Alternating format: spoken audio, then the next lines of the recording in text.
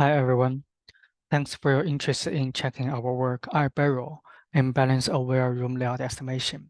My name is Taotao Jing. Today I would like to give a brief introduction about this work. First of all, we are going to talk about the problem indoor layout estimation that is addressed in this project. And then we are going to see some issues and challenges existed in prior works and datasets. And then we are going to say the motivations of this project. And next, we're going to define the problem in imbalance-aware indoor layout estimation and the proposed framework used to address this issue.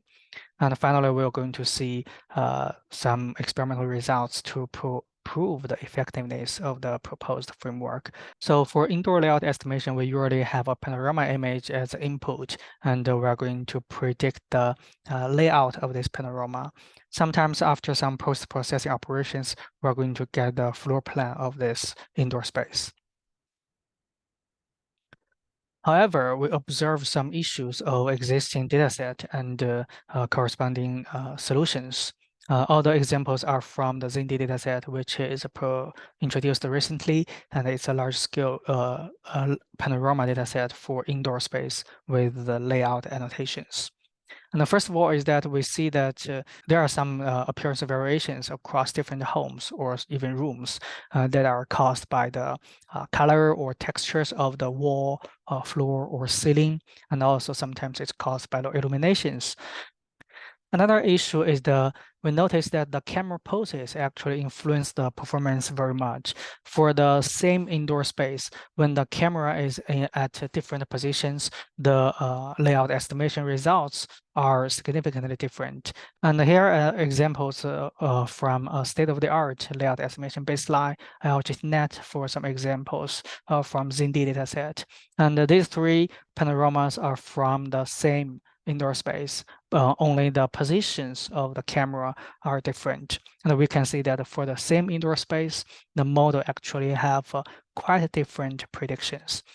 And the third challenge is that we notice that the existing data set are quite imbalanced distributed, and most of the training data are from some simple structures, shapes like the 4 corners or 5 or 6 corners. And for some complex indoor spaces with more corners like 8, 9, or 10, the examples is much small. Number of examples are much smaller than others.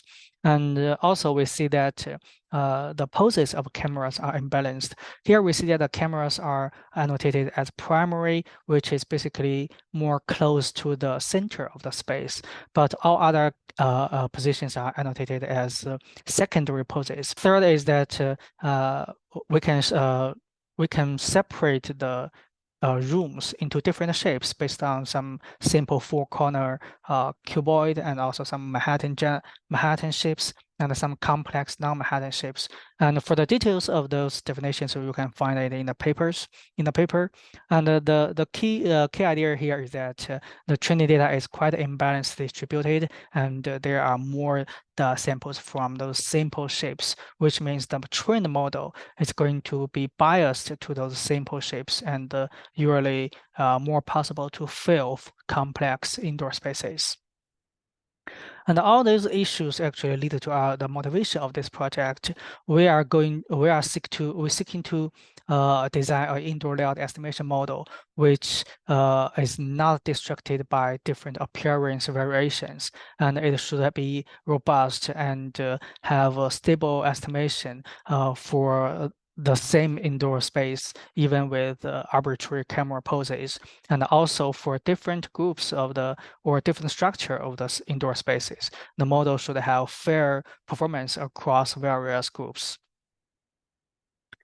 And here is the proposed framework. And this framework has the panorama as input, and we predict the depth of the wall to the camera, and also the heights of that wall, and use that to generate the layout of the indoor space.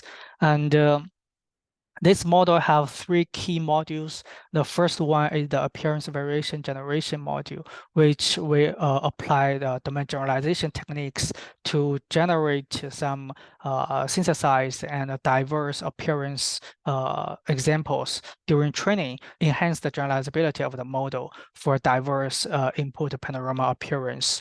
And the other module is the complex structure mix-up, which we apply the cross-sample mix-up strategy to synthesize complex structures during training to improve the robustness and the generalizability of the model for some different room structures, especially for some complex room structures.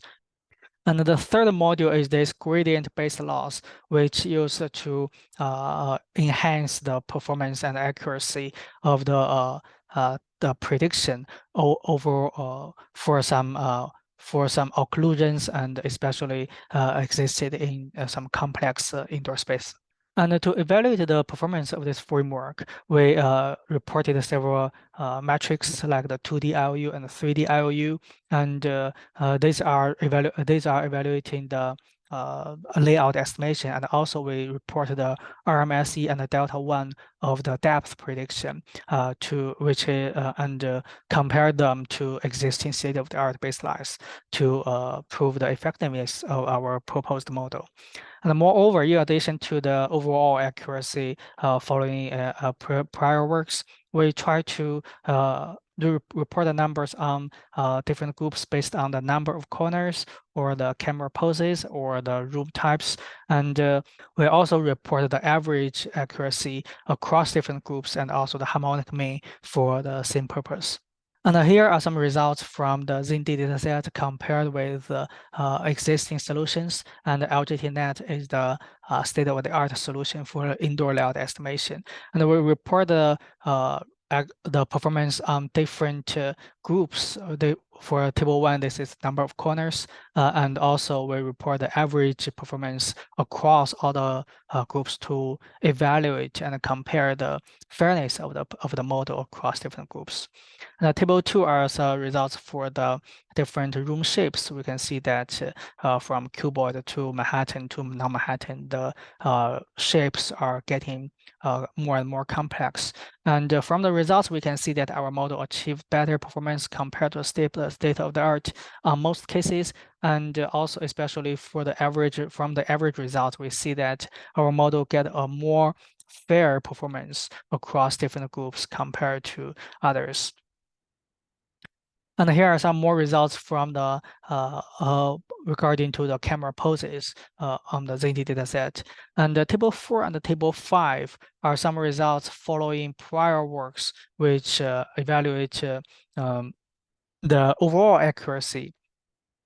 And we see that our model not only achieve a fair performance across different groups, it also enhanced the overall accuracy compared to baselines.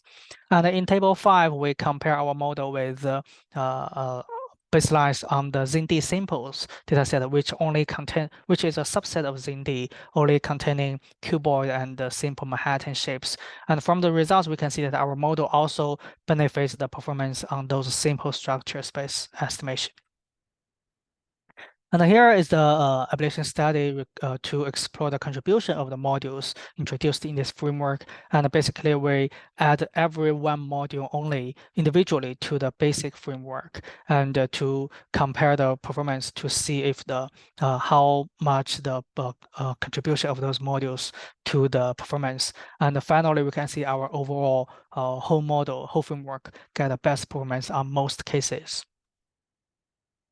And here are some qualitative results that we can see from the for some complex indoor space, and especially when the camera is close to the wall or even close to the corner, there are going to be some occlusion existing, and the indoor space is complex. We can see that our model gets much better performance compared to the baselines. And here are some more examples that there are some occlusions or the shape is quite complex, which has many corners, and the camera is also close to a wall instead of the center, we can see that the baselines failed these cases, and our model gets quite accurate performance to predict the layout of these examples. And that's all for this project. Thanks very much. You can check more details in the paper.